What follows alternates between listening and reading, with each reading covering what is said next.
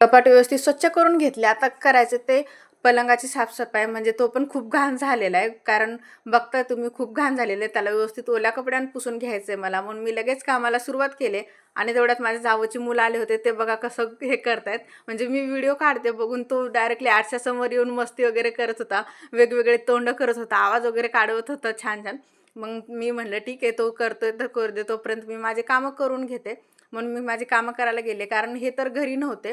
हे बाहेर गेले होते. आता कशासाठी गेले होते ते तुम्हाला सांगतेच नंतर.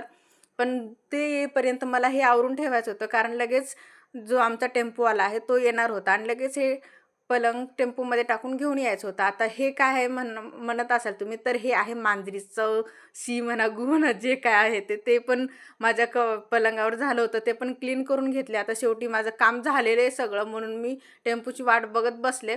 आणि ते पण लेकरांसोबत मस्ती मजाक वगैरे. कारण गावाकडे गेलं तर हीच मज्जा असते. कारण शहरामध्ये एकटं एकटं राहणं आणि गावामध्ये सगळ्यांसोबत राहणं अशीच मज्जा असते. असं